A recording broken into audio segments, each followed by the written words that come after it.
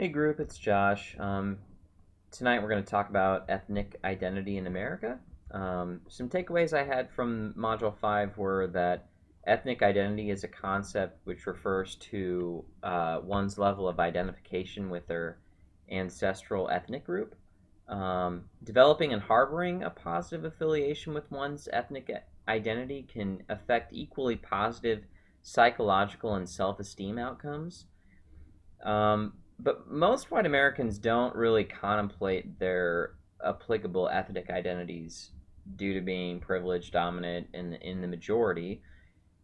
But in contrast, a lot of college students raised outside the dominant culture, according to Evans, are highly attuned to their culture and ethnicity in both positive and negative ways. Also, acculturation is a transformative construct regarding ethnic minorities' intended or unintended rejection of or assimilation with the dominant culture by way of sustained ancestral identity or newly adapted and adjusted attitudes, values, and beliefs portending biculturalism. The Berry model suggests that when contending with acculturation,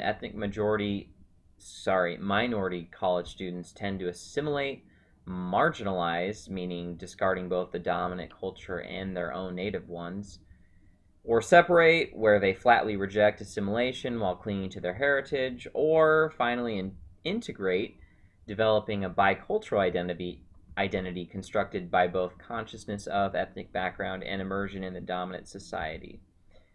Some complexities that I noticed: it's often presumed that one's later generational level effectively coincides with their heightened level of acculturation. But according to Finney, the exclusive use of generation doesn't allow examination or behavioral or attitude changes that may provide the underlying explanation of changes in ethnic identity. Generation alone is not strongly related to ethnic identity. Torres kind of added this with the constructivist ethnic identity development theory of Latinos, finding that in fact first generation students, while unashamedly aligned with their ethnic heritage, experience actually more dissonance from their familial ancestral culture versus the later generations. Some intersectionality topics. Minorities in America don't magically from birth brandish an automatic establishment of and affiliation with the respective ancestral ethnic identities. Theoretically, the journey of minority ethnic identity embrace and recognition amidst one's habitation in an ethnically dominant environment entails the three specific stages outlined by Torres. Unexamined ethnic identity would be the first. Moving on from that, advancing from that would be an ethnic identity search, moratorium, and finally realizing your ethnic identity achievement. The quote I have, you can see there.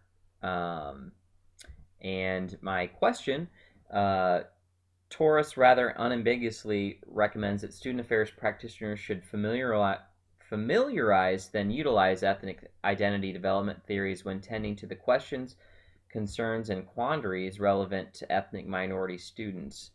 Do these theories play any role in your current practice? And if not, how might you implement them in order to ideally serve your underrepresented constituents? So thanks a lot for tuning in, and I hope we have a great discussion. Thanks.